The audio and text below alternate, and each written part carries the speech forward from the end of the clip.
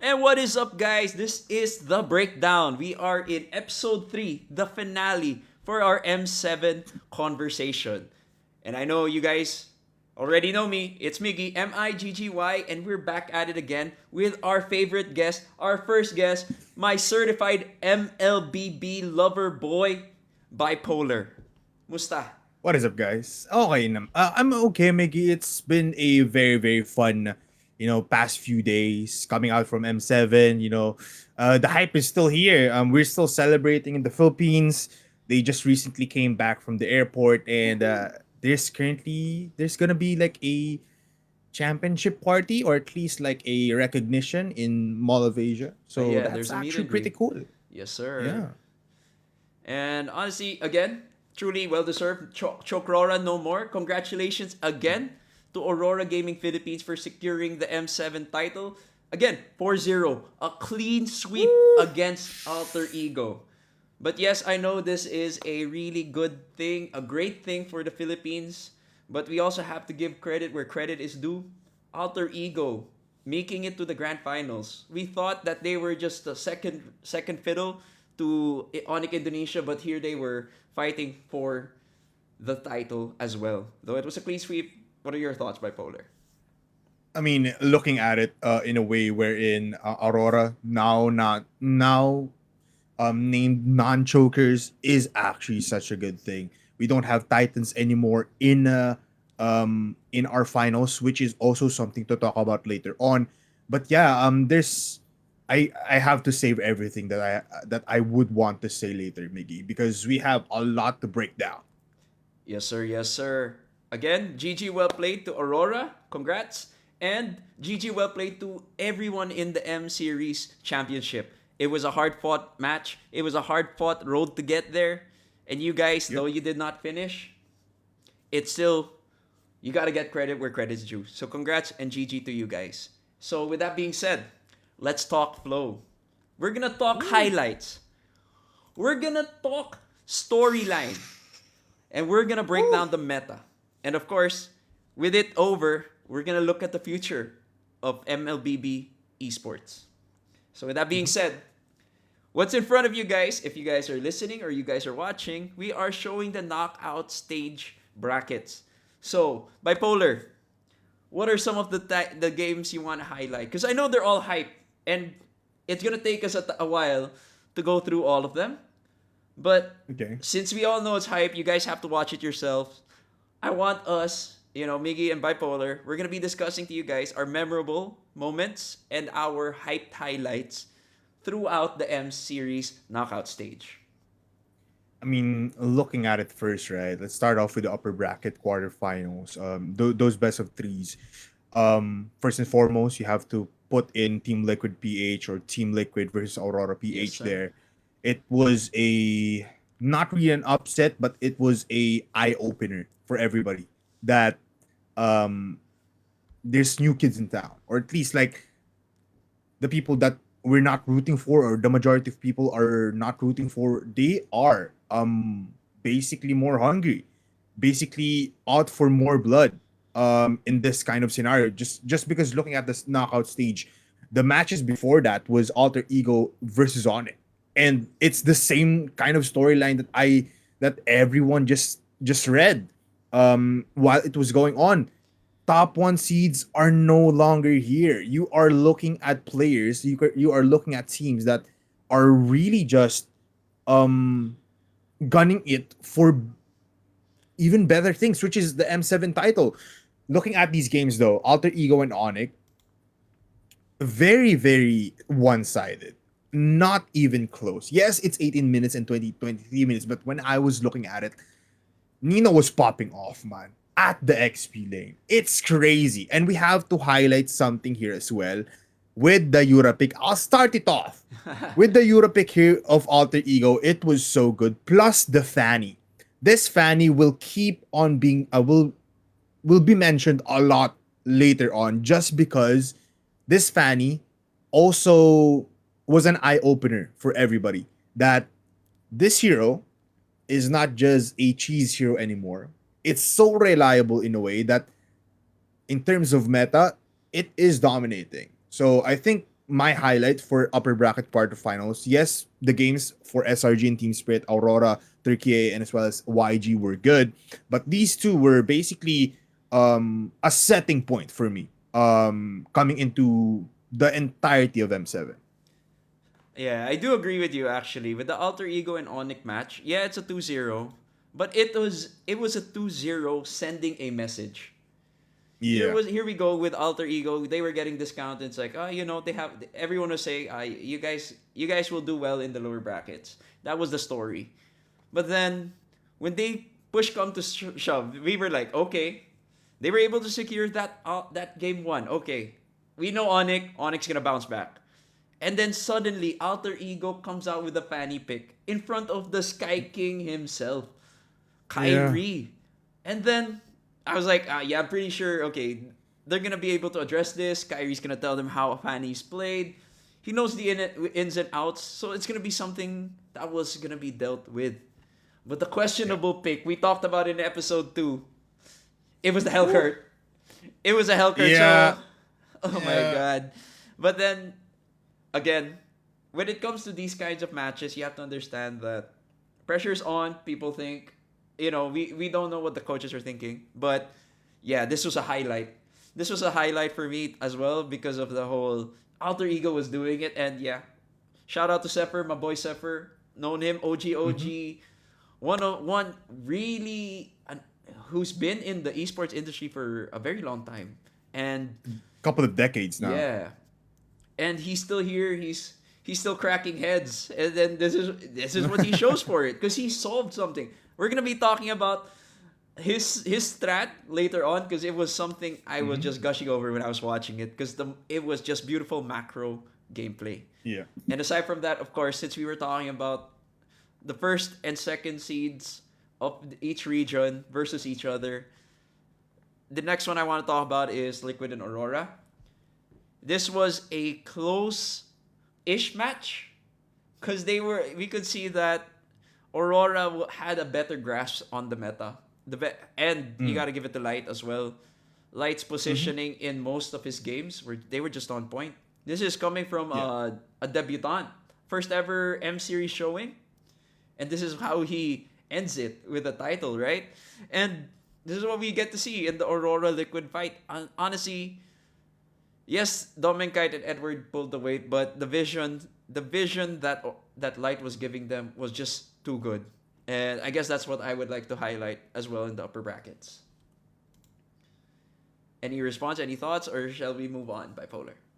I mean, I think this is the start of like me glazing light now. Yeah, go ahead, go ahead. Um, in that matchup, you mentioned that the vision itself, that just like the map control or at least like the aggressiveness of light, just paved the way for Edward and Demon Kite to um basically read the entirety of those fights. And Yeah, I think that's something to look forward to if you're gonna be a big roamer or an aspiring roamer coming into the professional scene.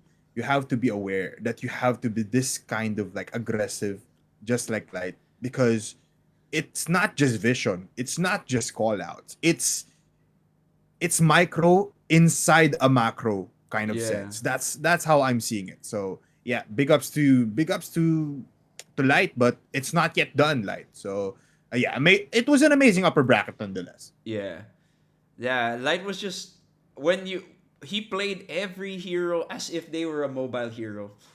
That's why I guess it's Yeah. called Mobile Legends. But corny jokes aside, corny jokes aside, you have to understand that it's just Light. That's why he deserved that Finals MVP, right? Oh yeah, congratulations to Yep. Light Finals MVP.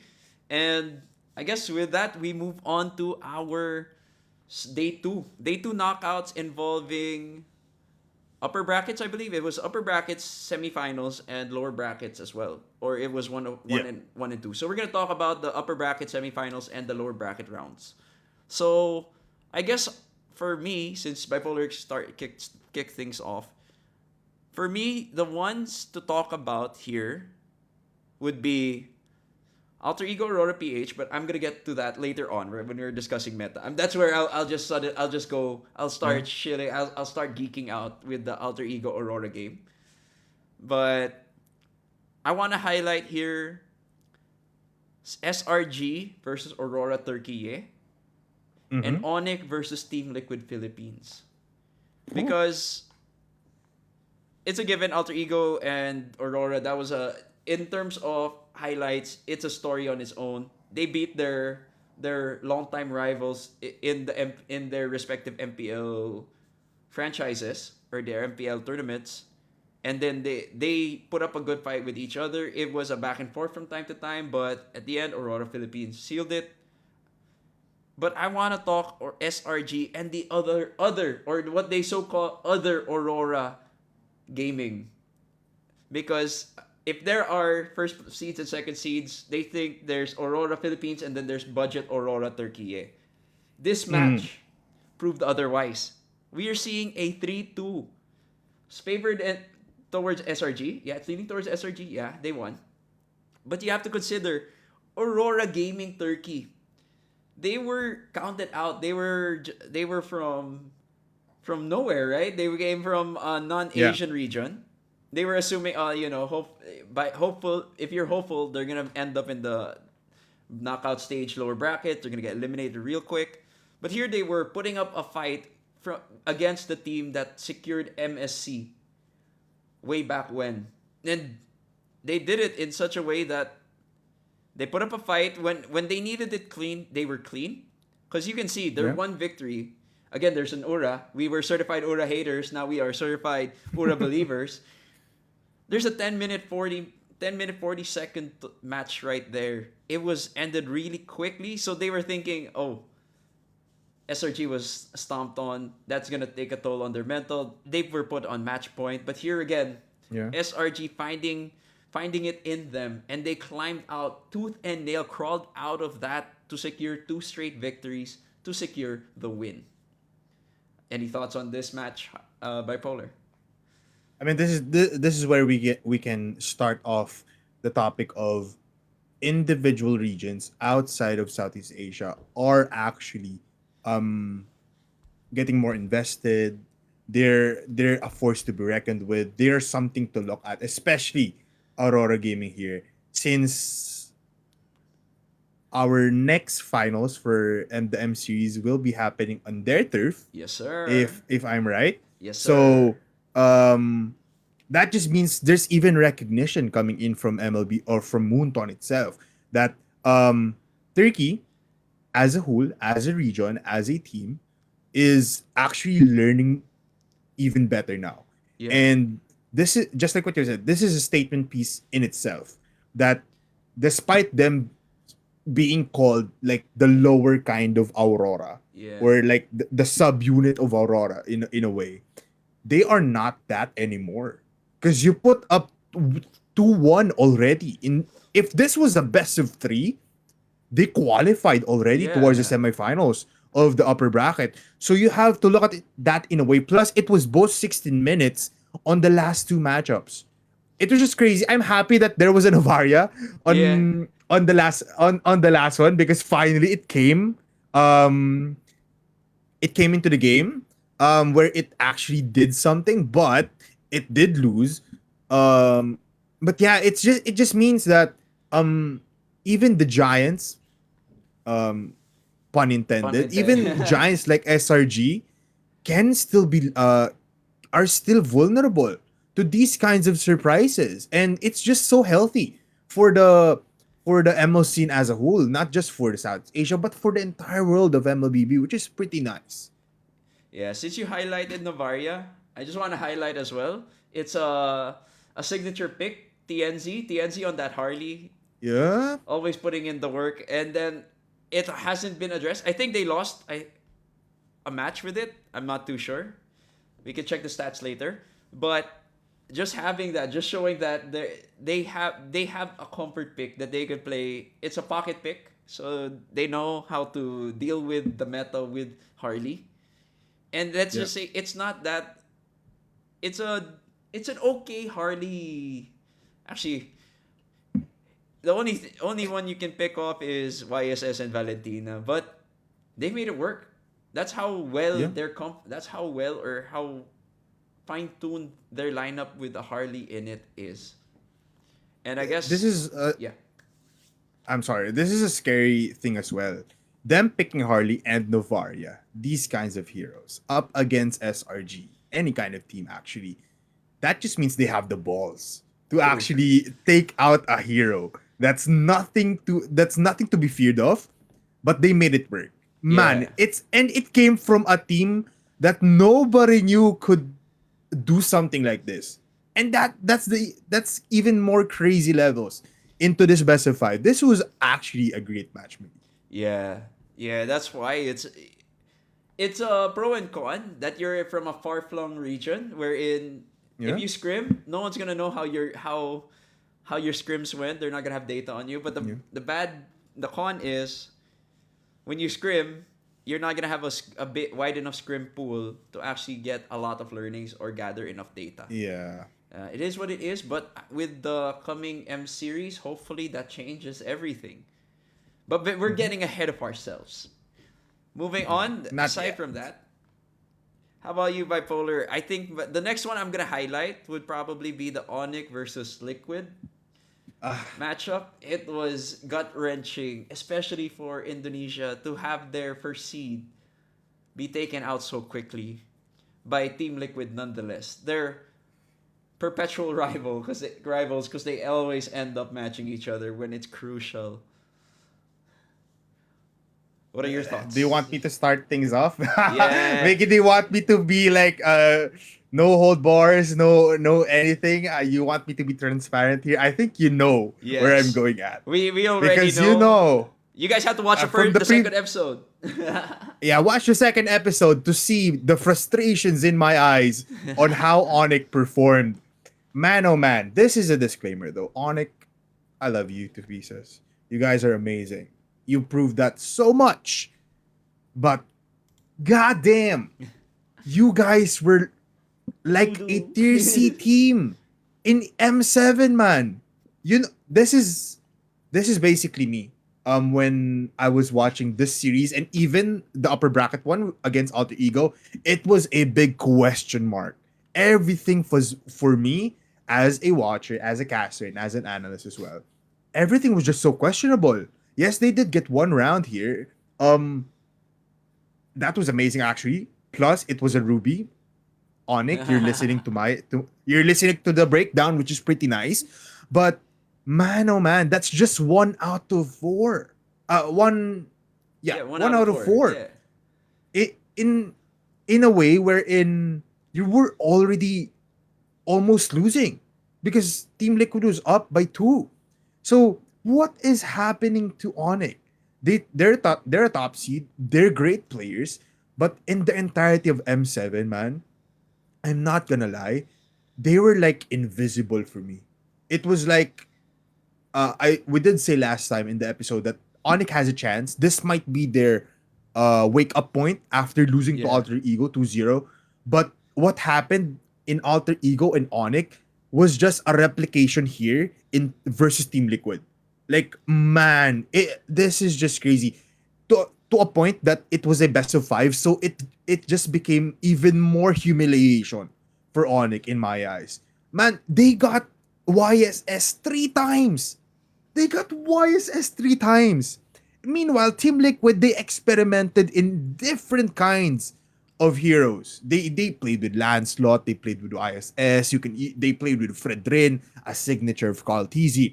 But you know, Team Liquid Philippines is one of the teams that are all of their stats are in the internet, man. Yeah. Everything is shown. Because they were How could everywhere. they have how could they have not adjusted?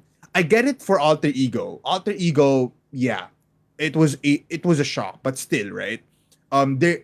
I think if you're a top team up against a top team, you're gonna be focusing more on that top team rather than the teams below. So this is where I'll have to get back on that thought as well later on. uh, But this was just crazy, Miggy.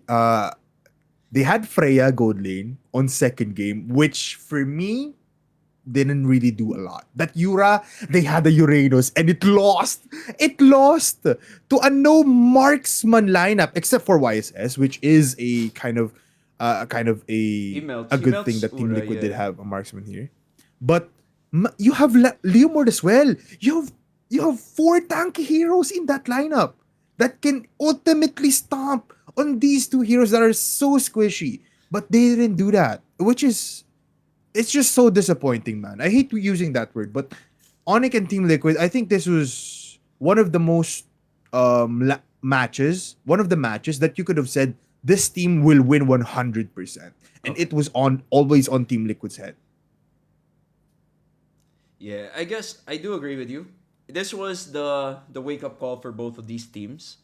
We were Yeah. expecting a lot, of course, the narrative or as the story goes. This was Team Liquid's road, the golden road, that if they secure this M7 series, that just finishes their chase for the four championship titles, which is two Yeah. MPLs, one MSC, and an M series. Though they did with M6, but that's not where the season starts. That was before this year. Yeah. But I do agree with you that this was the wake up call, and yeah, yes, you could say that since I'm a Liquid fanboy, I'm leaning towards Liquid. But even here in these matches, I was surprised with the Teresa pick. Honestly, I was expecting a game five, possibly game Yeah. five, because of having that Lunox, having that Louis.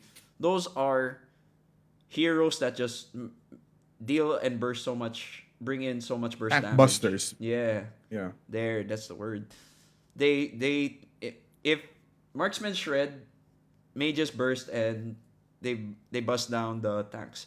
So I was expecting with the drafts, it looked more in favor of Onyx, but then even though Team Liquid won and I was more or less guaranteed my guest coins were on Liquid, but the my concern was it wasn't that impactful. It wasn't a showing wherein you Yeah. when you saw it, right? I do agree with you. You saw it, it's like if I saw Liquid in that shape and form, are they gonna be putting up the numbers? Are they gonna be putting up the numbers to secure that M series title? On my end, when I saw Mm. that, yeah, they defeated the one hope of Indonesia with and Aurora taking down Alter Ego as well. But it was showing me a tired Liquid. It wasn't prime. Yeah. It was as So if tired. they were still trying to understand or trying to dissect and regroup and understand the new meta. Even though they have one of the best coaches and they have some of the most mechanically gifted players, I gotta give it to them. When I was watching their flicker plays, that's a highlight for me. When I saw Mm. no panic flickers from them, they were really responsive flickers, and Yeah.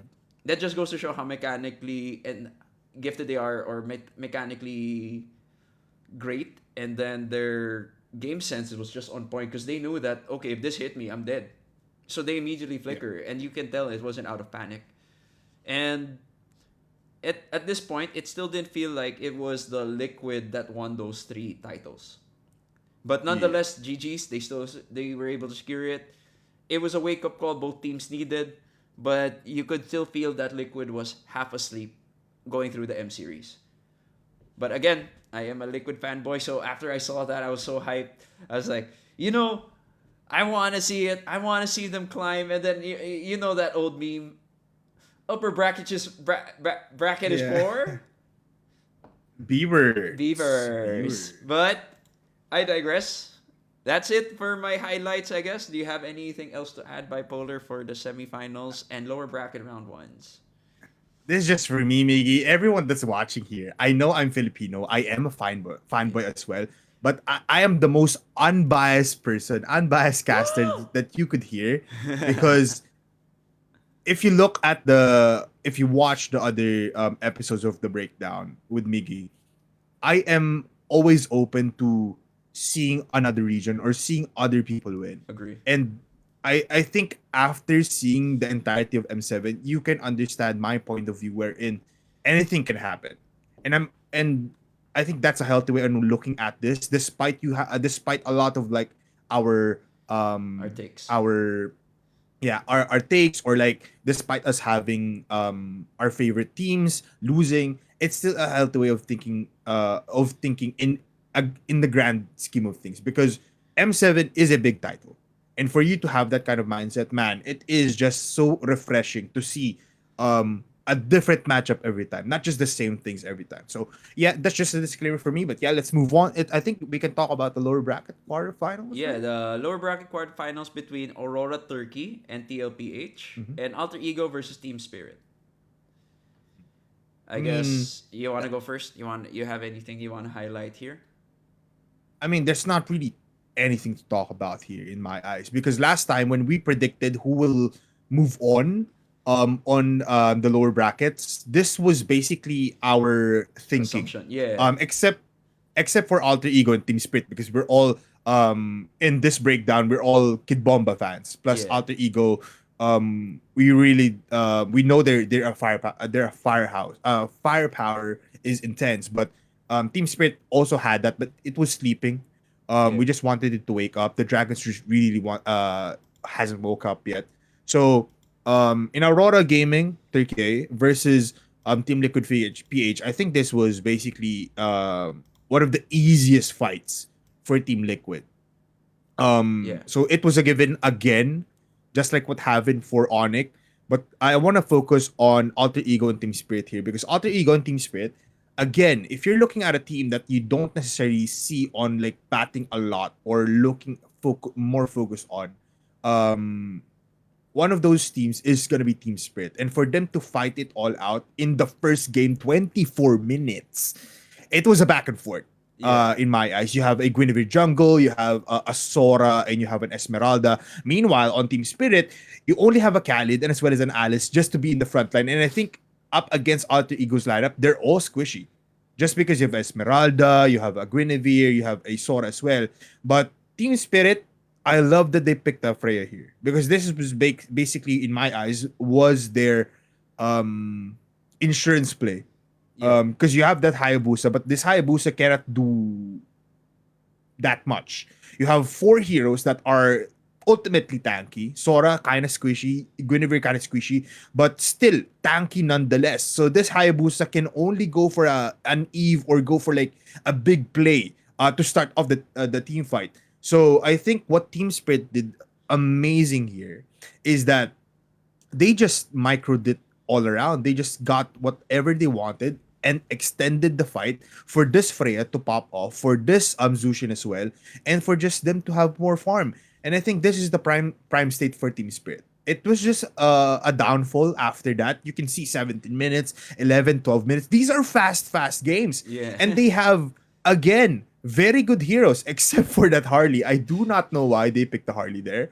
Um, Basically because you have a You can squishy check the hero, just easy bans. pick off. Let's look at the bans. There's really a lot of heroes, like a lot of jungle heroes that you could have picked, but that's what they picked up. So I think it was just a downfall. I think this is the time where Team Spirit really just felt tired as well. If Yeah. Team Liquid was tired, this is the time where Team Spirit, I think they were just like GGs. After game number two, they weren't thinking straight, and they couldn't find any rhythm. Especially look at that. I don't know if this is the first chip game, but they let chip through. For a Suyu, a combination as well, and a Yeah. The Freya and an burst. Esmeralda, The burst is right? just crazy. Yeah. It's just good. It's just a good lineup. So big ups to Alter Ego again. I mean, looking at their run, you have to look at their draft, man. That's why we glaze their coach as well. It's amazing for Alter Ego. Yeah. So I guess I want to add to that, and as well, I want to actually umbrella it with Aurora Gaming versus Liquid Philippines. It's we've been having that conversation where Giants are sleeping, and the underdogs or the youngins, the young bloods, the fresh regions are popping off. Because this is a case in point actually. Because if you were if you were a glazer for Alter Ego, if you were a glazer for the Team Liquid, you'd be saying, oh, okay, they're up against those. That's a 3-0. But it Yeah. just goes to show how competitive it is, how hungry teams are, because you're Yeah. looking at them scoring one game off of a triple crown team and the eventual second placer of the M series, right? So if we're looking at Aurora, the way they won their first match and only match is in what a fashion, less than 11 Mm. minutes. It just goes to show that they know how to draft. They knew how to draft against Team Liquid. It was just that Coach RC being Coach RC, letting the chef cook, means you're gonna have to deal with new types of drafts and mind games. Taking Yeah. a page from Coach Bonchan, he was twisting their minds, and Mm-hmm. we got to see that because after that they immediately pivoted. Though they lost 3 games. You have to look at match number 2, which is the 23-minute match. It also shows how much of a veteran Team Liquid is because after a quick loss, they were able to wake up. They fought tooth and nail 23 minutes, and then soon after that, Aurora Gaming Turkey A was suddenly the one who was out of gas, and they proceeded to just cleanly sweep through Aurora. Though it was a draft, it was a really good draft. Honestly, looking at them, they for game 4 they went for a very comfort oriented draft because we are seeing a probably Kaja's first showing, though it was sadly underutilized. But we got to see them play their TNZs, Harley, and it just goes to show that Aurora Gaming from the Eastern Europe, Western or the European region, same as Team Spirit, it is a very, in fact, though small, competitive region because both of them we're only seeing the Southeast Asians now that suddenly things are connecting because suddenly Yeah. Aurora it was the Europeans against the Asians which with Aurora Gaming and Team Spirit and you get to see that you talked a lot about the alter ego game. Yes, I feel that this is where the how much of a veteran each player was or each team was Mm-hmm. took uh took in effect because after a 24-minute though you won, it's still a 24-minute game. So Yeah. after that, you proceed to feel like, oh, I can do this. But your endurance to play the game is gonna take a toll. Your stamina is gonna take Yeah. a toll. You're gonna make a lot more mistakes because you're tired. But then Alter Ego paves the way with a 17-minute game and then proceeds to roll over them with an 11-minute 52 and a 12-minute 14-second game. Just goes to show how well they can adjust from a loss because it was a back and forth. And I believe Alter Ego was actually leading most of the time, Yeah. if I recall correctly. But then push comes to shove, they were able to find that Hail Mary pass and they were able to destroy Alter Ego after the 24-minute game. But here we are with Alter Ego. I saw their faces actually during the broadcast. You could see that they weren't defeated yet. They weren't tired. You saw them being hella hungry and they still wanted to go and just goes to show. So is this a case what are your thoughts on my take, Bipoler? Is this a case of the Mm. sleeping giants or is this a case of the rising regions? I think this is the case of rising regions, Mickey. Because sleeping giants are still giants at the end of the day. So sleepless or asleep or awake, they're still a threat. Yeah. But for some reason, it was just really a lot of things were questionable. One thing to point out as well, if you are not if you haven't watched that, Alter Ego actually got no marksmen on their lineup as their gold lane. It was all fighter gold lanes, and I think that is where teams, and except for the last one Yeah. actually, but that is their strong suit, and we have to connect that later on with the last matchup because that is a big turning point. Wherein Alter Ego just got exposed. But yeah, that's it for me. Okay. Since we that's all of our thoughts for quarterfinals and yeah, it is the case of the rising regions. Now we're going to be talking about where the Filipino fans' hearts broke This and happened on where Saturday, Biggie. yeah. That's When I why was when I was working when I was working and getting hella drunk.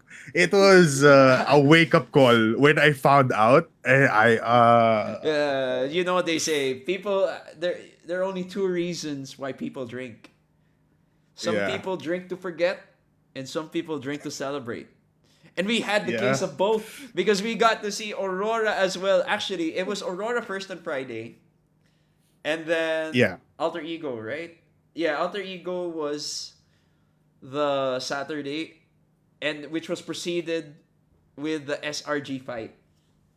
So there, Mm. it was Aurora Philippines first. I guess let's highlight that first. Sequentially speaking, let's highlight Aurora Gaming versus SRG because it was a really nice match. Honestly, It the was good. game I want to highlight here would be the last one, because Yes. Please.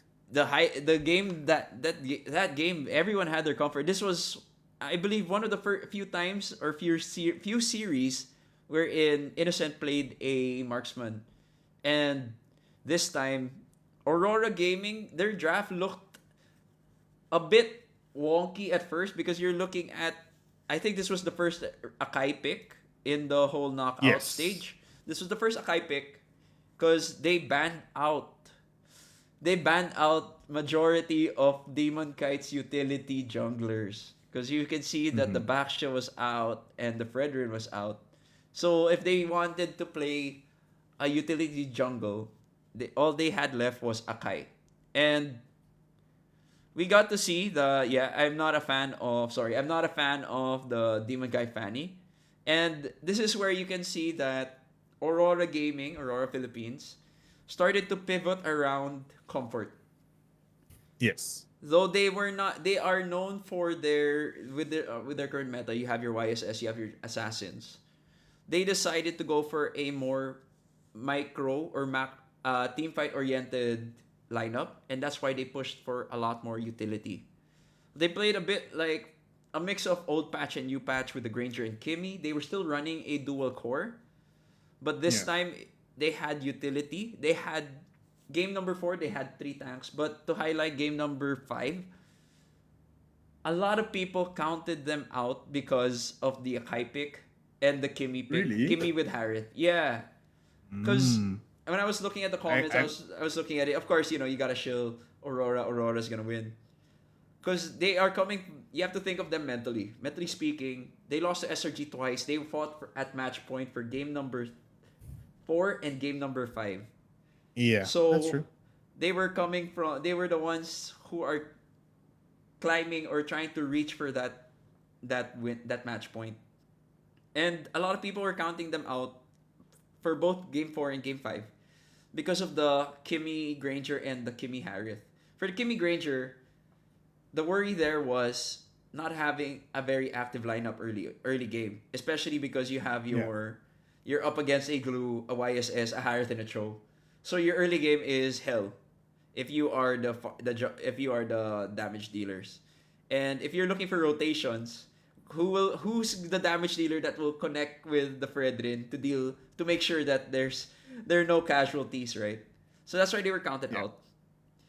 And then they were doubtful of the Kimmy pick because they're like, there are better scaling heroes. There are artillery heroes artillery mages that could be better suited for the situation. But you could see Mm. that it's Aurora in game number 4 and game number 5. Aurora's playing comfort because we got to see, of course, Domenkite on his Granger, Kimmy Yue on his Kimmy, and Light, though off meta, somewhat off meta, still meta but not as meta as the other tank setters on the high loss, especially being up against a very mobile team, someone who heroes who could just jump out of the glorious pathway. But then he played it in such a way. I'm actually highlighting game number 4 now. But he played it in such a way that he used it to make the SRG move in the position they want them to be in. Instead of putting it Yeah. smack dab on them, he would put it behind them. So the response will be to move forward. And then that's when everything connects. Suddenly Aurora is now being SRG is being sandwiched on both ends by Aurora. And same goes with game number 5. They were thinking, why did you pick the Kimmy? You don't have enough peel. You have too much magic damage. And then you're going up against a Claude. You're going up against a CC. Once you connect with someone, you stick to someone, aka the Harith and the Kimmy being together. That curtain call, it'll just be the final curtain call for you guys. But then Yeah. again, the connection between the the Raiders, Demon Kite, and Light pulled them through, finding all Mm. those openings, finding all those setups. And in game number 4, I think I'm glazing game number 4. Turns out I highlight game number 5, but there's so many things that happened in game number 4 wherein they addressed the Stormy Farsa. This was the time they decided Stormy's Farsa is no problem. And they were Yeah. able to deal with it. After game number 1, they were able to deal with it, and that's what prevented them from using Farsa again in game number 5. Because if you look at it, they didn't even ban Farsa. Yeah. They No, let no it through, and then bans. they were trying to force that pick into Farsa.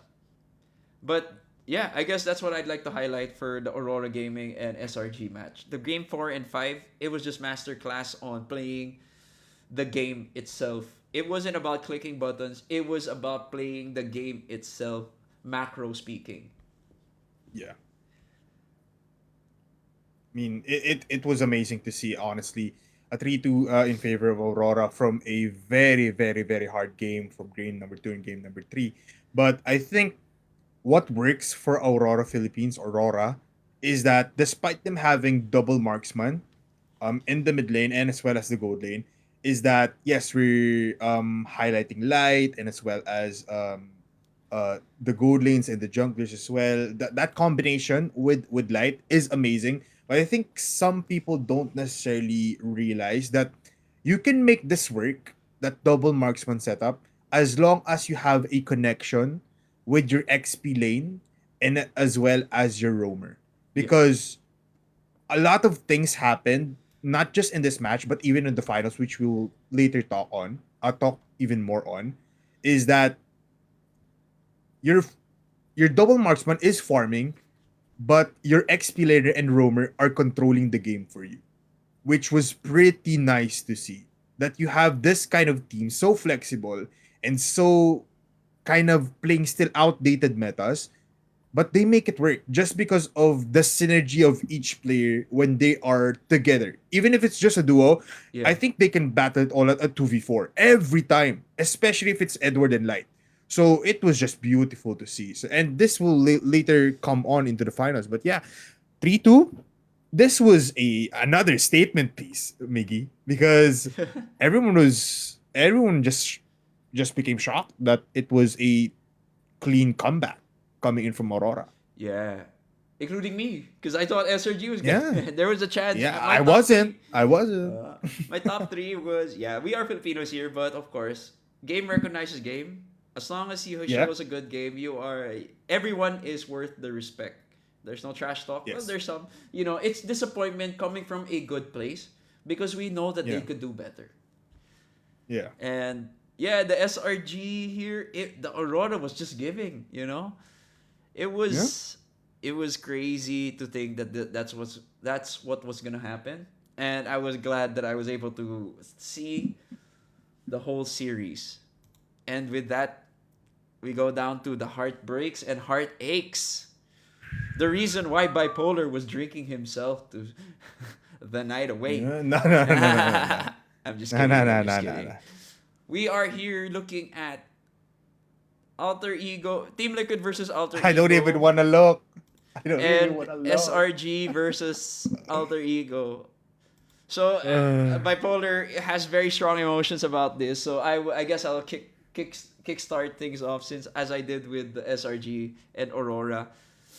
My boys, look what they done to my boys. Cause it's the Aura, the Eura pick.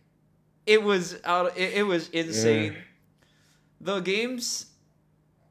It's been a noticeable pattern, except for Liquid seems to lose their first match. I guess it's to test the waters. You are playing best of 5, so you have to understand that how you play or how you draft around the number of matches you play will depend. So sometimes people call match 1 the throwaway or the momentum builder. Yeah. But then, my God, that game number 5, it was it was painful because yeah, you had the gold, you had an Esmeralda, you had to counter the Aura, but you were assuming this was well played on the draft. Not gonna lie, it was very well played because if you saw the aura, you saw the CC. Immediately, you'd assume Aura was gonna be played in the XP lane, while CC was gonna be played in the gold lane. Yeah. But then they did a 180. It's like, Surprise. surprise, it's jungle Aura. We're gonna get a scaling hero. Yeah, yeah. Pew, pew, pew, pew. And then here we go. Hilda wins games. Hilda was there to make sense. But this is one of the very few moments where Innocent had played. Sorry, Arfi. Arfi played that Claude, and he was the MVP for game number 5. It just goes to show that the draft just worked because they knew how to secure that early game win condition.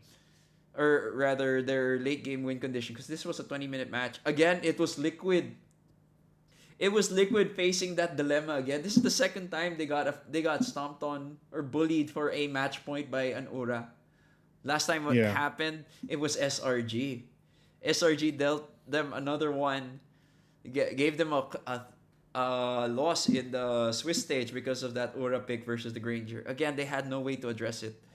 This time, Liquid, knowing they could address it, assumes it was gonna be in a specific role, but suddenly they come out with a Claude, and suddenly they were addressing or solving the wrong problem, and it's bad to have egg on your face, but that's what happened with Liquid with the draft. But you had to give it Yeah. to the coach. The draft was just really good for game number 5, and I guess that's the only one I'd like to highlight. And it hurts, but I'm also happy because it was a really good Yes. series, a really hard fought series. How about you, Bipolar? You can And for really me, unleash the beast, feel the I'll feels. unleash the beast here for this game alone. Backstory a little bit coming in from what happened from Saturday. I was working at a hosting gig. A big shout out to Mindro. Happy birthday to you once again. And rightfully so, because I was so happy to see game number 1 with a Kagura, which is which I you know me, Miguel. I was glazing this pick. Yes, A sir. lot of like major picks even before the knockout stages happened. So again, big shout outs to Miro because this pick in itself, man. Look at their lineup. There's no big setup. What setup do they have? It's only Tsunami Slam. And the combination of Team Liquid trying to go in with the Baksha, with the Tigreal from the implosion, with the combination of the Sandstorm coming from the sky. It was just a good place to play Kagura, to play Joy, and as well as Freya. It was basically playing into the hands of Alter Ego. Yeah. It was so nice to see. But I will not highlight anymore the next rounds here because I didn't catch it. But I did catch the draft, which was honestly a back and forth every time. You can see it already. Game number 2, game number 3, it was a back and forth. Everything was a 15-minute game or at least a 13-minute game. But this last game, yeah, Miggy, I am just so crazed about this. When I saw Uranus, when I saw there wasn't a marksman anywhere in Team Liquid's lineup, I immediately messaged Miggy, despite me in work, despite me drinking my ass off. No. I said this is just GG's, and I was so crazy because um I noticed it late that it was a jungle Uranus, which was even scarier. Because if you're an XP laner Uranus, you're basically your peak performance is delayed a little bit. But once you're a jungler, man, you're online. Right off the bat, you're joining the turtle fights, you're going in front, and you're making space for heroes like the Zushin, for the Claude. Even this Hilda doesn't even need to do anything at this point because you have a Uranus going into the front line, not scared, up against the GOAT, Sanford, JP, everyone, man, it's just crazy. To a point that when you look at Arfi is the gold lane, right, for Alter Yeah. Ego. Arfi is not that comfortable with marksman gold lane. when I look at him, he is an XP fighter gold lane Fighter kind of gold. thing Yeah. in this meta. So you're already at a disadvantage in my eyes. But they made it work just because of this freaking Uranus. Oh my god, we're haters here, but yeah, we are believers nonetheless because they just took out Team Liquid in a fashion where it is still quick. A 20-minute game. Oh my god. Why? I don't know why you have three tank heroes that don't deal damage. What? They can't even catch the Claude, Miggy. That's the problem. What can catch that falling star moon? No, No, you have a BMI. Uranus in front of you, right? And yeah, there's BMI as well. What can this Leomord do? Nothing because there's also a Hilda and a CC in front of you. If you go past through this freaking Uranus, there's even a Zushin. Oh my god! I'm so the only thing that can go to the backlines is this Yuzong. Man. And if even if Sanford goes back, he doesn't have that layering of skills with JP. Like, come on, man. Like, this was just an amazing draft. How did they do this? Look at the bands as well. It's Harith and Carrie. Immediately after. It hurts me to see this because in game 1 there was Uranus and in game 5 they just let it loose. Like, why? In all I want to say bad words, but I had a fun time after seeing that the result of this game. But yeah, emotions are high, but what happens happens. It So is what it is. I mean, this is why Alter Ego is amazing, man. Especially with their coach, they are something to look forward to in 2026. Yes, sir. Actually, since you brought up draft, as you were talking, I also noticed I got another message from my assistant coach. He messaged me about game number 2 draft because if you're looking as well, yeah, I do agree. This is a drafting marvel actually. The game was said and done through the draft because game Yes. 5 draft was so good. Game 1 draft was so good. We have to also highlight a weird thing that Liquid did is the double global ulti, which is the Luyi and the chip. Yeah. Because a lot of people, once you have the chip, you don't want to take a Luyi because they practically do the same thing with the ulti. It's But redundant, yeah. yeah, the redundancy. But then that's why it's so good. The redundancy of the ultis is what makes Team Liquid have that presence. Because whether Yeah. diversion play is used, Luyi can enter a portal and can burst anyone who they get marked with the portal. Yeah. So that's still one thing, and then they could use it to escape if they destroy the portal. So yeah, aside from the very painful game 2 draft for Liquid, so it's all negatives, and then there's also positive. It was a very creative way to address their lack of map presence because they know that when Freya goes online, it's something you have to deal with. At least you have other Yeah. ways to either pick her off first or find movements around the map when she's doing something. And Yeah. I guess after that, I wasn't able to catch much of the game of SRG Alter Ego, but Same. I was able to, yeah. I know. Same. Everyone knows why. Everyone knows but I'm why. happy that there's a Ruby there. That's all I'm Yeah. gonna say. It's funny, there's a Ruby. Where's the Ruby? Last game. Last Last game? game for Alter Ego. Oh yeah. There's a Ruby and it wasn't Yums playing it. Yeah. But it goes to show again, effective Fanny Yazuka's Fanny is just something to be dealt with. But we mentioned that Alter Ego's Arfi to bring up Bipoler's point from a while ago. Arfi is more fighter centric. It doesn't mean that he only excels with his fighter gold, because we have to give credit where credit's due. Arfi on that Yeah. Granger got MVP in game number 4. It was so good. It was Yes. so good. It seems like SRG was still wallowing from their loss against Aurora, while Alter Ego, though tired from the 5-game series, still had enough energy to secure a win. A 3-1. A it's not a hard. It's hard fought. It's not a clean sweep, but it's still a great game nonetheless.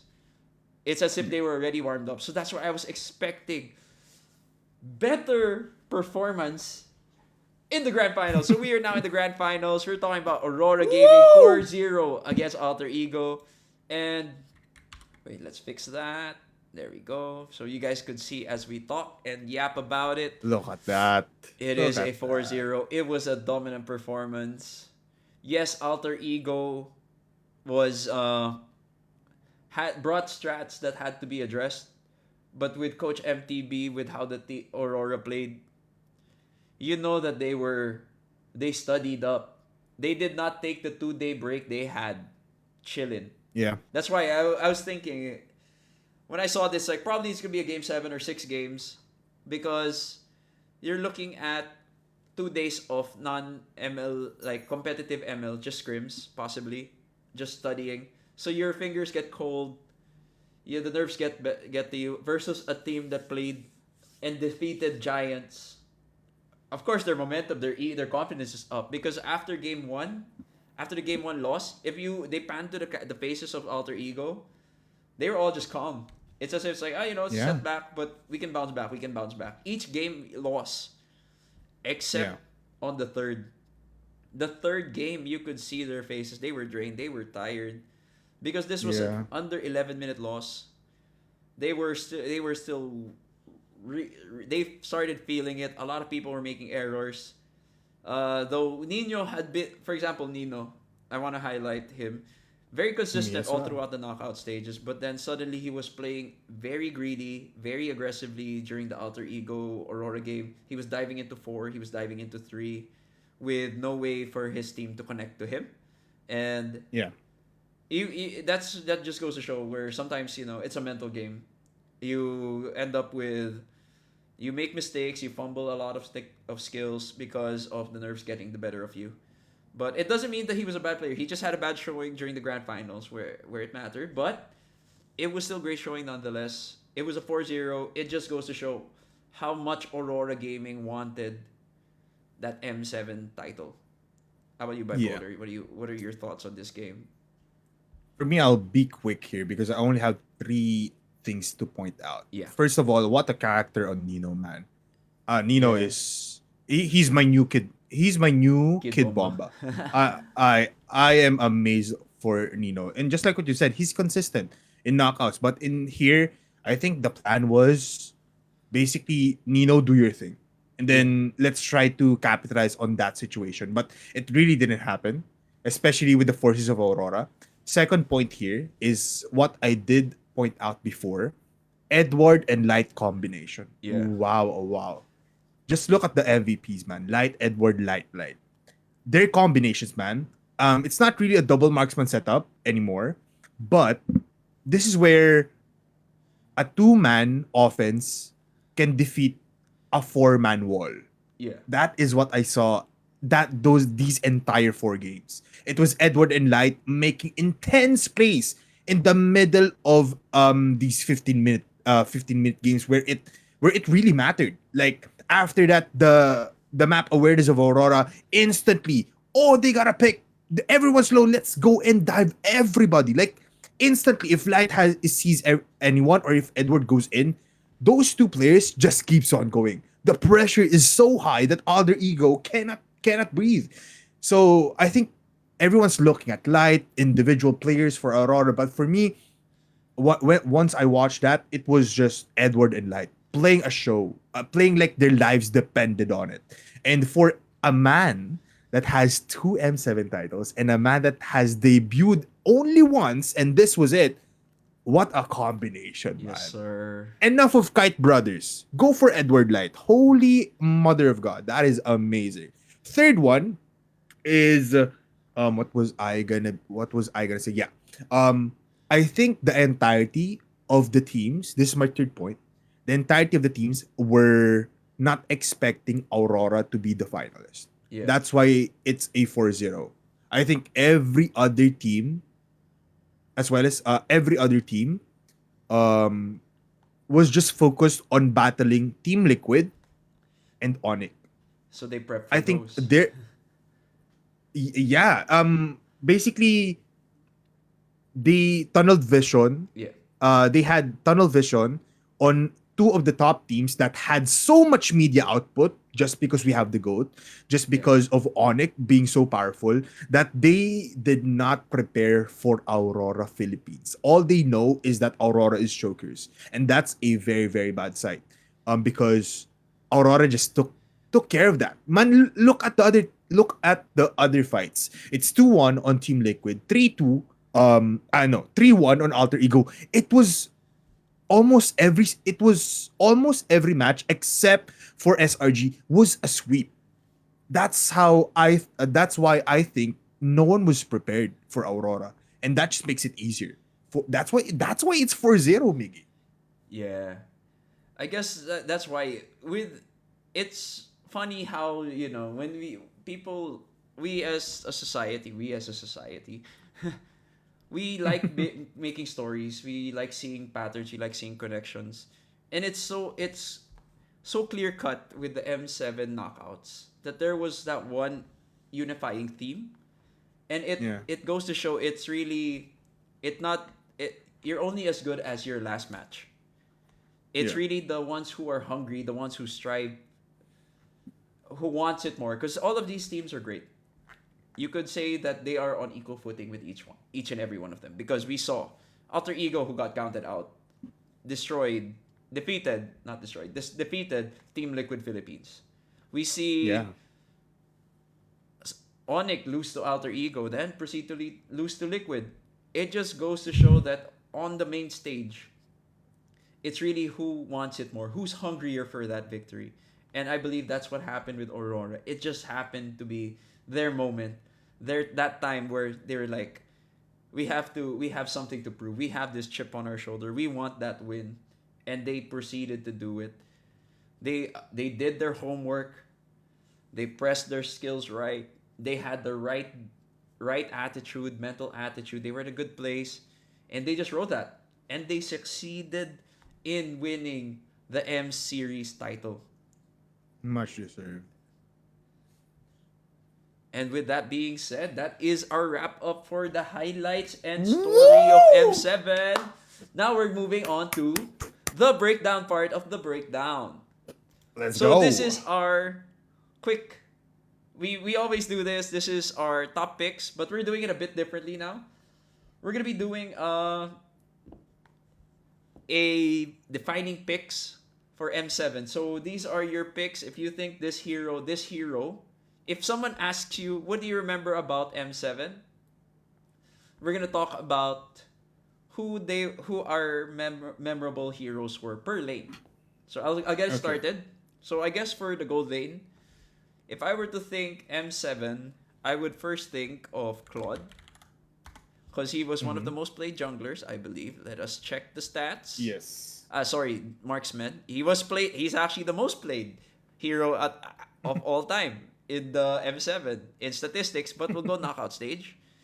It was still Claude top. So I put him there. Wait, I'm getting ahead of myself. I'm putting in Claude, and then not played as often, but was quickly had to be addressed. It was the Freya. Freya as a Mm-hmm. gold laner, as a gold lane, a lot of our casters were talking about it. Actually, Umi had a segment about it when he was casting in Filipino, and he felt that there's a chance, or there will be a Freya gold like demand. Either picked or banned. More than likely it was banned, as we saw. So I would say Freya, this was it. From a nobody getting that revamp, suddenly she's a somebody. She was always a Yeah. somebody to those Freya pickers anyway. And then my last gold lane would probably be, if I were to look back and think gold Freya, gold Claude, and Sora. Sora, because of how flexible he was. He had Innocent had a savage with him. So there was a reason why people were banning Sora, and it wasn't because he was played in the XP lane. It was because of how much a threat he was in the gold lane. So those are my M7 defining picks for the gold lane. How about you, Bipolar? I mean, for me, this is the first time that we'll be um with the same picks. Ooh. But I put Freya first, Okay. Claude, then Sora. Okay. And then So Claude it's last. it's for the same reason. No, Ah. Claude second. Okay. Okay. It's the same reasons for me. They just dominated the scene entirely. So nothing really to be said there. Yeah. Moving on to the jungle. So I still feel I know Yi Sun Shin was played a lot, but did he have enough impact on me to say that yeah M7 was the year the series for Yi Sun Shin?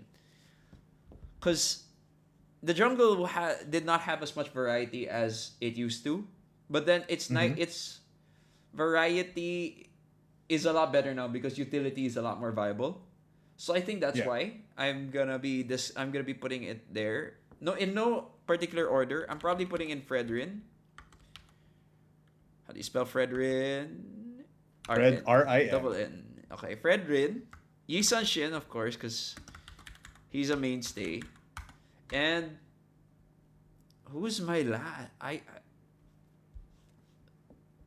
This is where we're in a pickle because I don't know a third jungler who's been used. I got it. Sorry. Please I no. got brain fart. It is Leomord. Leomord is my Oh, first okay, Isan okay. Fredrin and then Fredrin because it is the winning Aurora jungle. How about you, Mm. Bipoler? For me, it's Fredrin, Okay. Yisun Shin, and then Fanny after Isan that. Shin. Okay. Ooh, why the And then Fanny? Fanny. Fanny was not played as Fa- often, but it, you it was mentioned you're gonna fun to talk about it. watch. It was fun to watch. Plus, it was a cheese pick before in the prior major tournaments. But now again, it's just even viable now. You have a lot of CCs, but most teams right now just focus on going for the team fight, not really punishing this Fanny. Plus, you remember, we will dive into this thought deeper later on, but we are now in a point of time where invading is a normal state. Yeah. And I think one of the heroes that are really much able to do that and is so hungry to do those kinds of things is Fanny. And I think if you have Fanny, have in my eyes, you already have a 60% win rate in winning these fights. You just have Mm-hmm. to play within the draft. So that's why whenever I saw Fanny, not despite not being played as much as Fred and Nis and Shin, and Yeah. even on Leomord, it was a basically like an eye opener again, possible, or like a fun way to watch it because it's funny. At the end of the day, that's why I put it there. I put Lancelot or even Harley actually, just Oh, because of the actually, surprise Harley factor, is good too. right? Yeah. Harley, but I think I had more fun watching Fanny for the entirety of M7. Yeah, I get it. I get it. With the Fanny pick, I guess it's nice to see Fanny in a place wherein you know that it's not completely shut down, even if Yeah. it's against a utility jungler. Yes. So that's why it's nice to It's see Fanny back. it has some fight. That's Yeah, why I'd put it there. yeah. Okay, so since I started us off with the golden jungle, bipolar, you'll be doing EXP and mid lane. So Okay. who are your picks for mid? For XP, This is sorry. actually crazy. This is actually crazy. For a past broadcast, I was a non-believer, but now I am after seeing Edward. I put Lapu Lapu number one. Yeah. It was amazing to look at.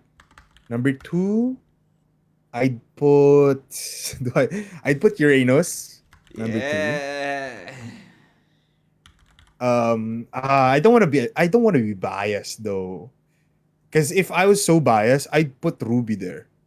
But just because it's so fun It's our to defining picks, watch. you know. Yeah, it's it's something. But I'm looking at the matches right now just to have a glimpse of what did happen. Oh, by the way, one more thing for jungle, I put Guinevere actually there. If Fanny wasn't Oh, that actually, surprising for me, and it's fun. right? A lot. Guinevere is was played in two different ways actually. There were the fighter ones, Yes. and then Alter Ego tendency of Alter Ego was to run it as a damage dealer. Yeah. See, there's a lot of things there. So for me, this is hard because I'm an XP laner, and I have so many biases towards that. But I'd actually put. Mm, this is hard. Why is this so hard? I'm torn between Ruby, despite not being played for XP lane a lot. Alice and as well as Glue. Okay. I'd put Glue though. Let's put Glue there. Okay. I'd put Glue on my side. No, no, no. Alice actually. Sorry, I'd Alice. put Alice there. Yeah. Oh, okay. We were so close to having the same thing. I'm choosing the Lapu and the Uranus because why Don't go it's so wisely. defining for me is because of the whole. I wasn't a believer. I was like, it doesn't do Yeah. enough, or it lacks that oomph, that push to Yeah. make it relevant for me. But then when I get to Yeah. see, I see the play, I see how the colors of our players' faces, their faces just Yeah. they lose it when they're like, oh, our draft can't deal with the Uranus, or we're just doomed. But my next one was gonna be Glue, actually. Ooh. Okay. Not because of like the gameplay. Yeah, the gameplay was good with the Glue, but I think he had a below 50% win rate. I think it's because of the memes that came along with it. Because again, Yeah. we are currently having that SpongeBob and X Mobile Legends Bang Bang collab, Yeah. and everyone was just so happy when a Glue is played. The comments are crazy. The casters go crazy about it, and just having that interaction with Cartesi and Sanford with the Glue, it was just funny to watch. And yeah, so I guess Patrick Star is what defined M7 for me as well.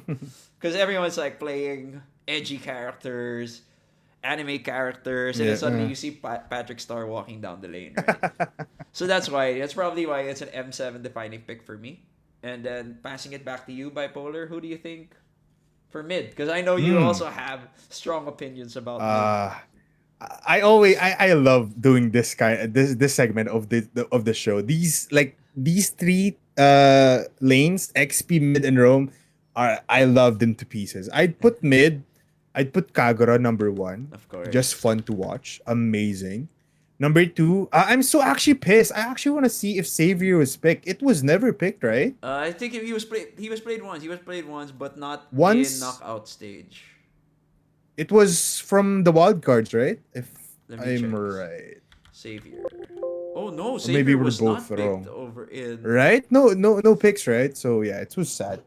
But unpicked, after unbanned. that, Yeah, Savior was not picked in um, or banned. yeah, Sad. I don't know why people are sleeping on that hero. I'd put Yeah, I Farsa guess number two. it's combo dependent. Like you have to really know how to shuffle your spells.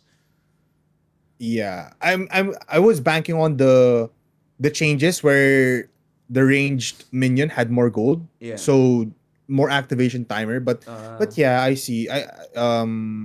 Maybe just people didn't want to do that. But I'd put Farsa number two, and then number three I'd put Lilia, okay. just because it was a shocking factor for me that Lilia was played so much. And yeah, Farsa then Lilia, Miggy.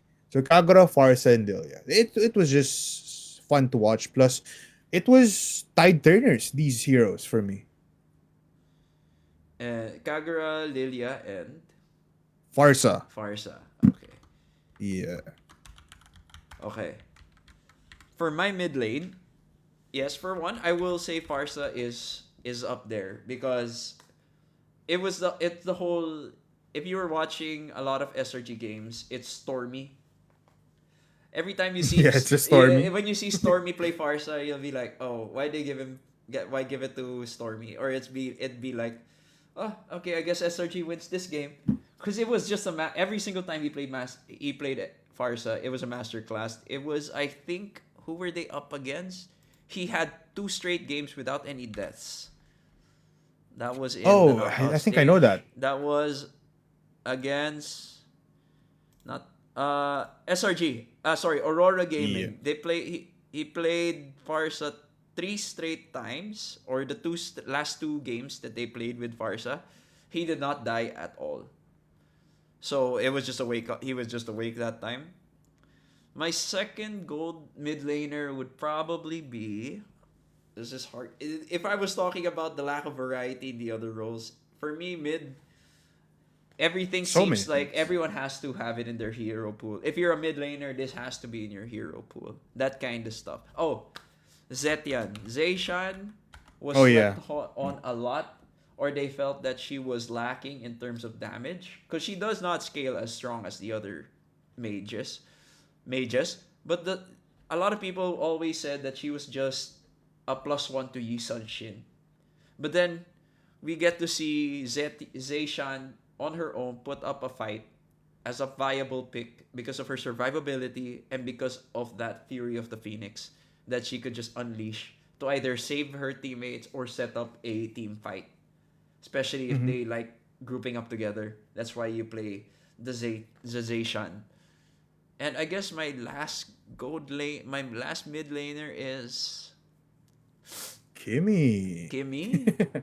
I want to say Kimmy, but it seems like a cop out answer. That's why. Yeah, yeah. Let's look at the stats. We always look at the stats. Huh. I don't like. I like that Eve is back. Lunox. Lunox is the same as Kimmy, but I guess I'll go for Yeah. Kadita? Nah, I'll go for Eve. Eve is Okay. Eve was always that we always say that there's a okay. We always say in XP lanes, in the XP lane or in the gold lane, there's always a 50-50. So an example of the 50-50 would be Granger versus Harith back then, or Yeah. Arlott versus Lapu Lapu. This is the first time we actually see a 50-50, or one of the rare times we have a 50-50 in the mid lane. That isn't Valentina. Mm-hmm. When you pick Farsa, You immediately pick the Eve. response is Eve, or vice versa. Mm-hmm. You don't really see the Valentina. The Valentina is picked if you suddenly see a Sora on the opposite side. Wherein, that's another notable XP laner, by the way, guys. Valentina XP lane was also a big thing back then, but then we already saw that previously Lucas, with the Lucas picks in the Yeah. XP lane. So they adjusted her to the Lucas into the jungle. But yeah, my picks would probably be Farsa, Zetian, and Eve. And now moving on to the last role, Rome. the Roam. I guess this one it's pretty much I am heartbroken as I am because did not get to see the heal meta at all.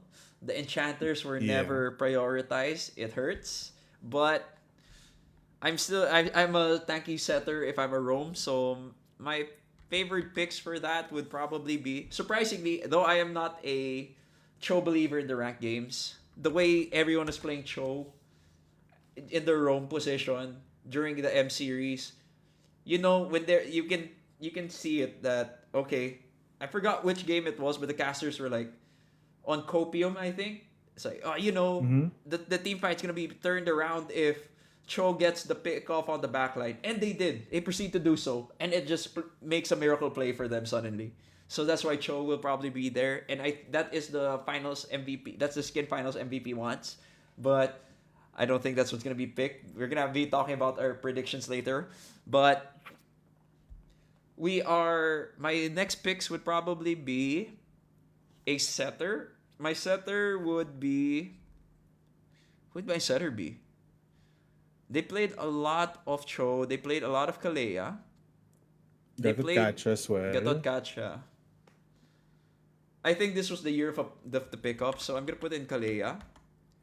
Mm-hmm. This was the time wherein you have your Cho, you have your Kalea Pro Max. It's the first time that there were two open choices for the pick off setters, and it's surprising where people would choose Kalea even though she's open. They would still choose, or they would prefer to pick up the Cho. So those would be the two. And I guess for game impact, it's got to be the high loss. That's my last. I Mm. think. Yeah, it's not much. Like, it doesn't, compared to the pick off potential of Cho and Kalea and the mobility they offer. Hylos seems like a horse, a literal horse, to compare to them. But then with the Hylos, if it is in the hands of a skilled player, that Hylos can shut down a Farsa. That Hylos can Yeah. dictate the movements and positioning of the play of the team fight. Hylos just has that big impact play. It might not be a Tigreal 5-man implosion play, but it's in the consistent little movements that matter. And the Yeah. way Light played that Hylos in several games just goes to show that it is a force to be reckoned with, even though it is not as meta as the other roams. How about you, Bipoler? I mean, for me, this is where I really go in depth, right? Because it's my role. Plus it's defining picks. I'd put Hylos number one. Yes. And I think you'd be happy here a little bit because somewhat in some way, your heal meta actually went in favor for Hylos. Yeah. Not that big, but it's still there. Number two would be still Grok. I'd Ooh, put right. Grok still there. Yes. And then number three, I was debating for Kalea, Yeah. but it's just for me, it's not defining as much as this pick. Yeah. I'd put Khalid as Khalid. Rome. Ooh, good pick. Good pick. And yeah, that's my top three for Rome. Actually, I want to highlight one more thing. I just when you mentioned that, I realized there was a Rome hero that we were missing, but I think deserves the highlight as well. It was Who?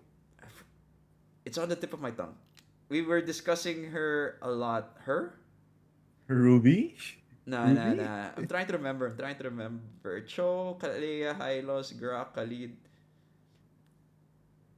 Is it Her. Minotaur? No, no, no. Oh Minotaur was my. before. That was part of Hilda. Hilda. Actually, Hilda Hilda. was the one I Yeah, was I thinking forgot as too. well. Hilda. Yeah, See, Hilda it's too. just, that's Yeah. how low key she is. But we keep Yeah. glazing her as if she's like, Hilda wins games. Just And put another bar there, Miggy, for both of us. Put Hilda there. Put Hilda we are as in totally a big not. We are honorable totally mention. not biased at all. Just because we both play the Rome position. But yes, Hilda, the unsung hero, does not have any big setups. Just quiet pressure that she offers. Presence. Yeah. Presence, yes. Quiet presence that she offers.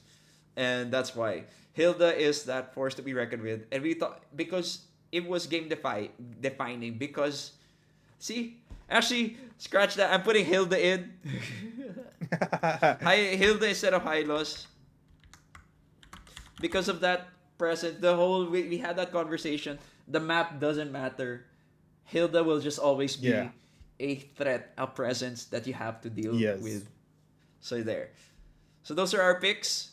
And now, with that being said, that finishes up M7 for us. Whoa! But of course, we aren't done yet because we have the whole meta overarching thing. It's just one. One thing that I would say defined M7. Feel free to agree or add to it too as well, Bipolar.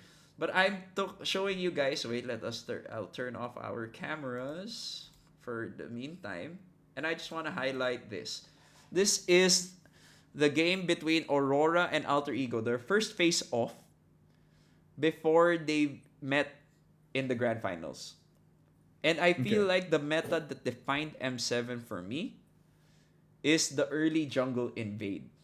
So the early jungle invade, we are all familiar with the jungle choke, wherein if you are already in the lead, you proceed to Yeah. invade and steal jungle camps from your enemy jungler. But the way Alter Ego played it against Aurora, and likewise to the other teams, it suddenly became a legit strat and a viable strat that they had to address. Because if we're looking at the end of game number 2, this was the only match Alter Ego won against Aurora, by the way, during the knockout stage. If you're looking at the buffs here, we're seeing an 8 orange buff to 4 for Aurora, and a 12 purple buff and a 2 for Aurora. That is 20 is to 6 on the purple and the orange buffs. And we had this was a big thing because YSS needs the buffs early on to scale up. Yeah.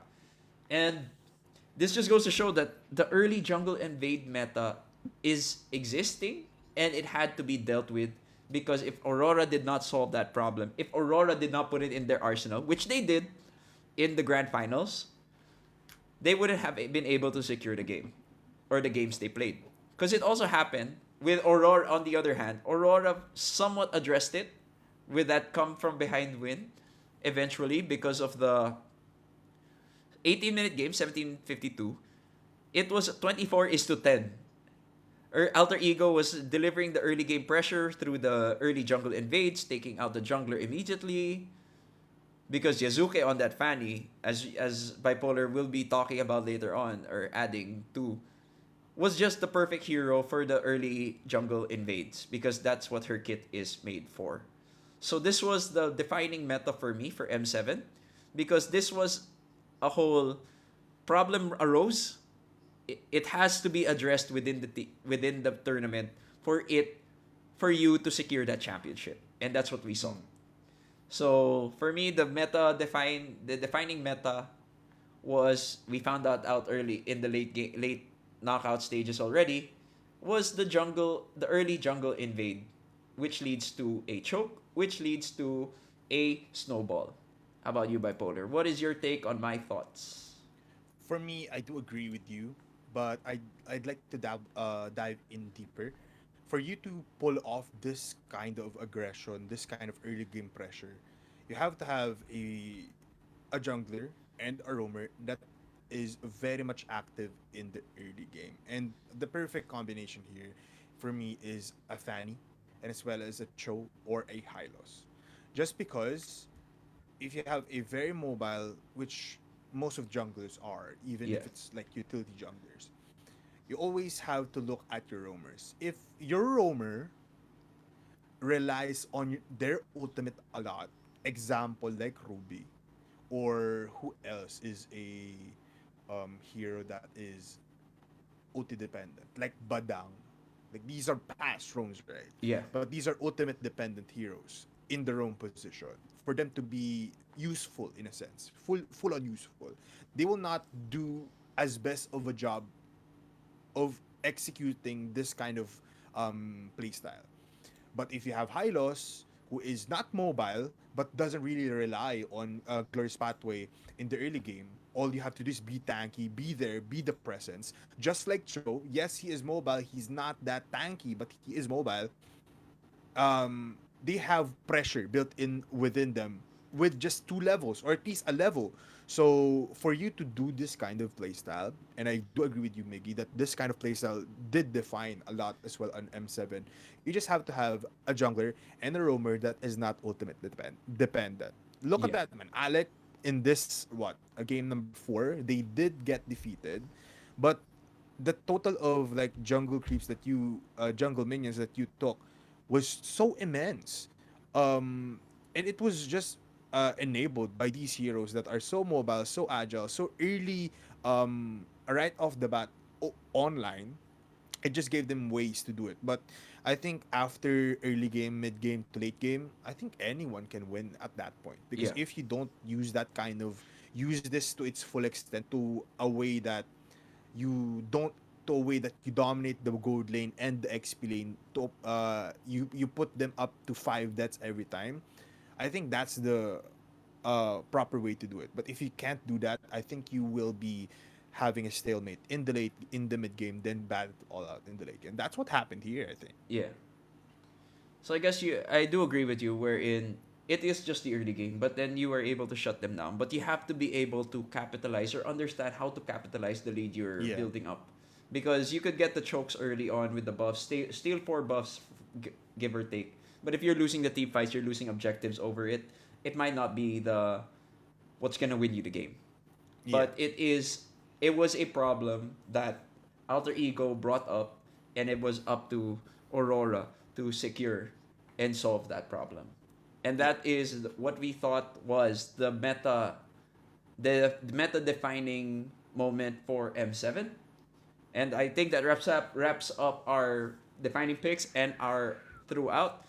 So quickly, we're just gonna go through. Of course, after M7, everyone is taking a chill pill. Everyone's taking a break, but of course, ML never stops. Mobile Legends never sleeps. So we were also Yes. given our 2026 Mobile Legends esports plan, wherein we still have our franchises, but we have added tournaments or championship tours to come up because Wow. we have MSC, MWI, and M8, which is to follow as well. But now they are trying to for open up the opportunity for non-franchise teams to actually partake in the MLBB esports ecosystem. So to explain that, that's why there's gonna be the championship tours wherein I believe based on this triangle, development leagues and regional leagues will be able to join that as well. And then they are able to get themselves slots to join M8, MSC, and MWI because we do know that there are teams such as Team Zone, a team of young bloods, very hungry.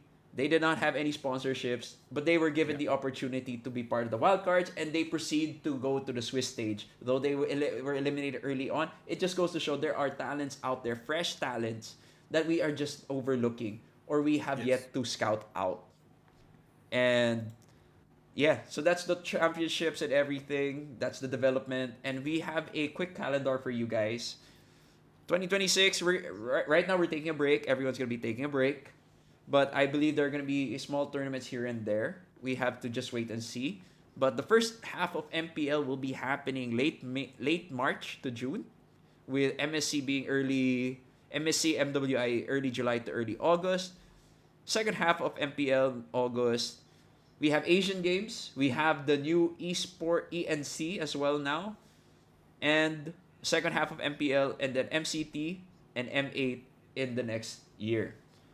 So, what are your thoughts immediately right off the bat? What are your thoughts on how MLBB 2026 is looking, Bipoler?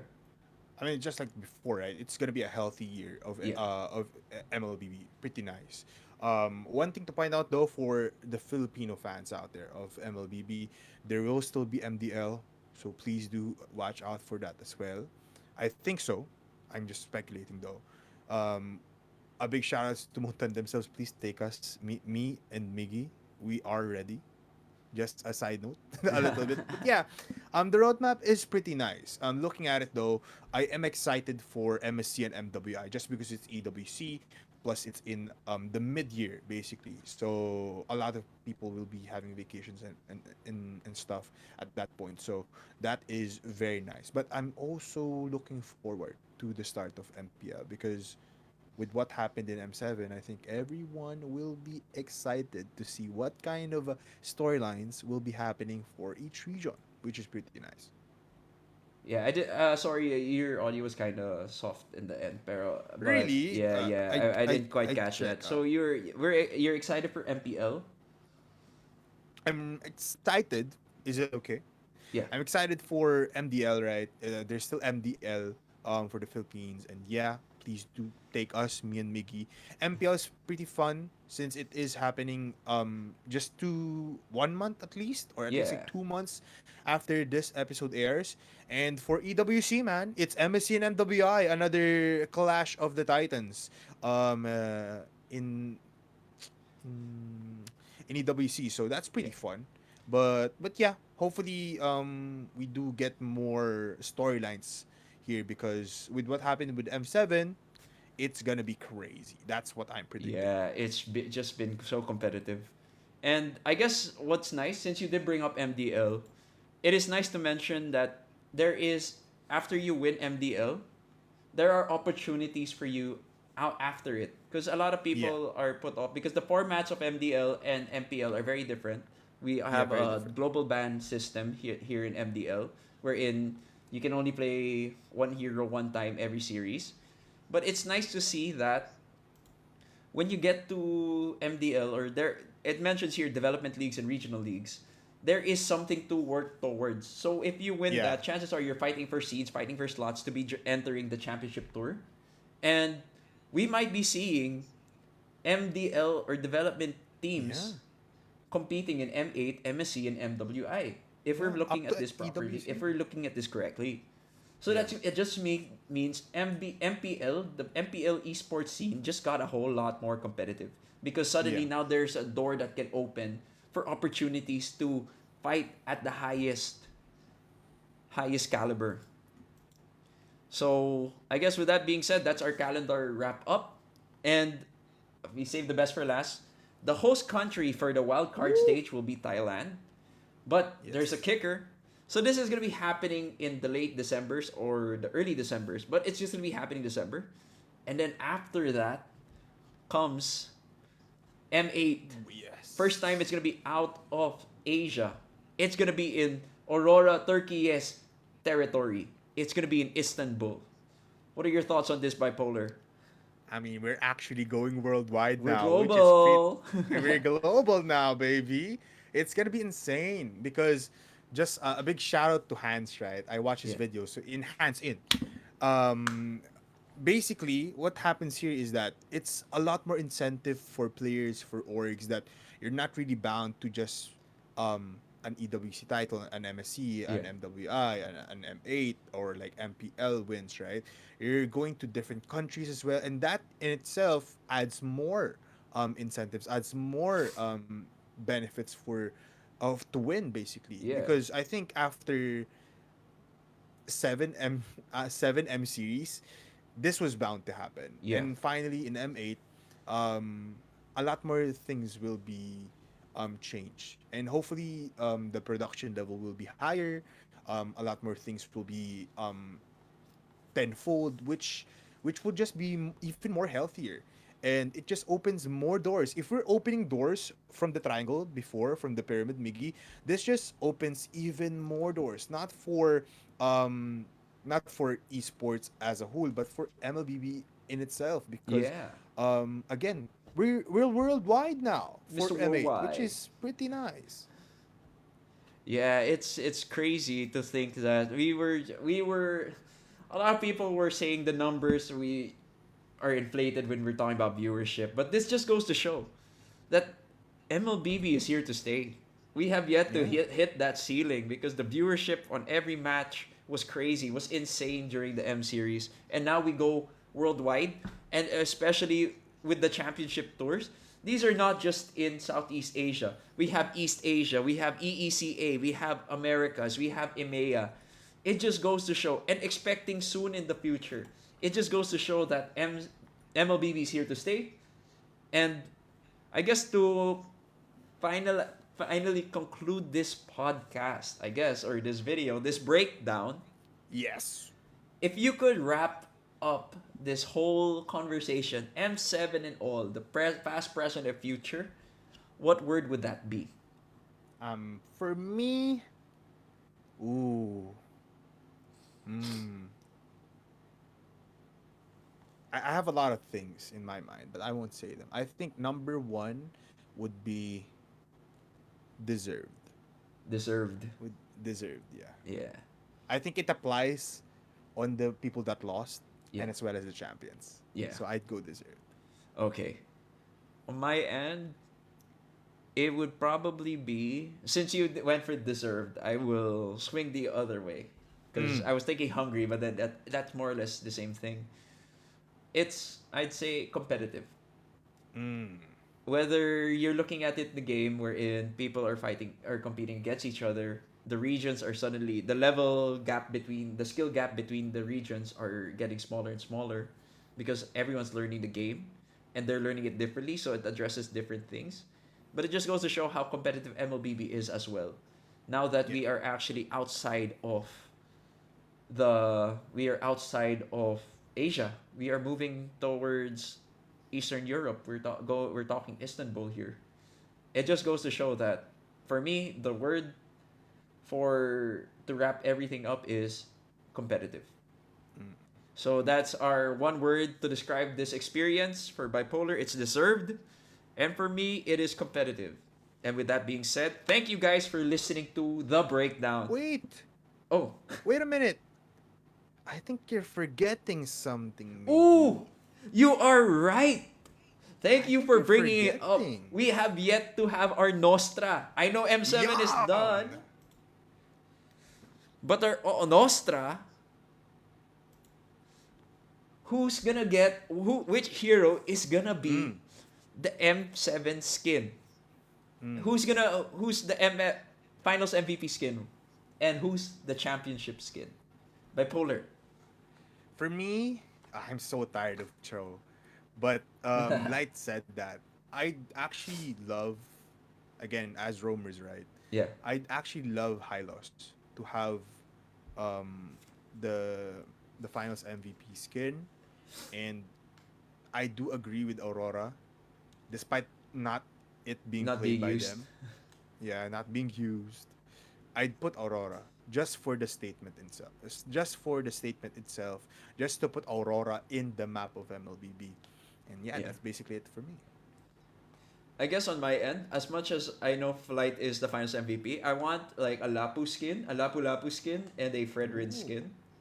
Oh yeah, Fredrin as well, right? Yeah, Yeah. Fredrin would be nice. Lapu Lapu because that was one of their most consistent heroes, but I know that since you're finals MVP, you're gonna pick a hero that's in your hero pool. So if you're picking Hylos, so we could we could rise our up our odds. I'll pick someone else, which is probably gonna be Kalea. I feel Mm, Kalea's good because already has an Echo skin. I'm so sorry, much. as much as you So Light. I'm much. sorry, Light. I know you want another a Cho skin, but there's For already an him, A Cho yeah. skin for Echo. But I understand it too because Yaoi Cho is very different from the Light Cho. Yeah. So if he gets the Cho, I'm not mad. But if I want like a variety, it would probably be uh it would probably be Kalea, or Mm-hmm. I do agree with the Hylos as well. Light really played it really well. So either Mm-hmm. Kalea or Cho or Hylos, but my pick is Kalea. For overall, probably it's gonna be Fredrin.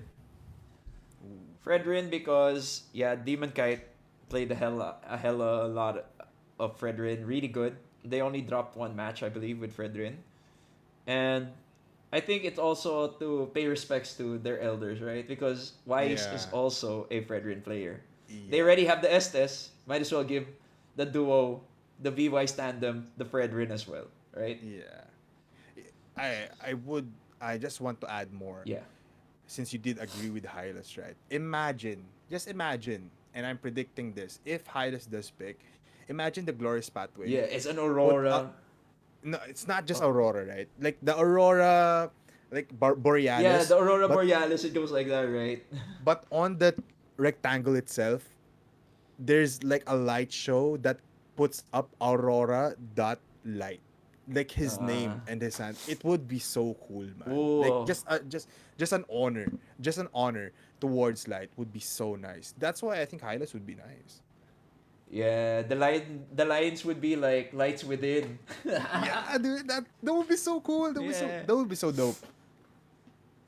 Yeah, he played a really good Hylos game. He as Hylos you would see Hylos running through Glorious Pathway in beeline into the Farsa. And he's like, Yeah. I'm taking all the hit. You're not gonna hit me. But yeah, I guess yeah, thank you for catching me on that bipolar. Yep. I almost forgot the most important part, our predictions, our Nostra. But I guess with that being said, this is the Yep. breakdown finale for M7. Thank you again to Bipolar for joining me. Do you have any shout outs before we I call it? mean, for me, shout out to everybody that's watching and subscribing to Miggy and everyone that's following me as well. Please do follow me on my socials down below as well. Up there, above your head is your Ab- socials. above Yeah, actually. there.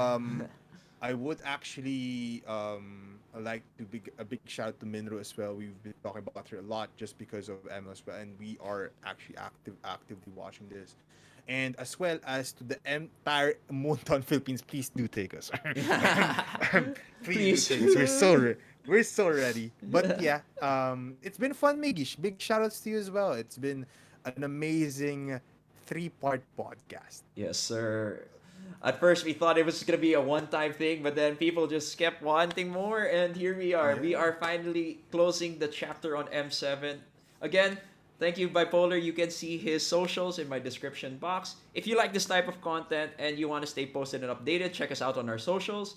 And of course, I do release my content here earlier than when I post about it on the other social media apps. So if you want to stay posted, feel free to subscribe. And that's it for the breakdown. It's Miggy and Bipolar, and we'll catch you guys next time.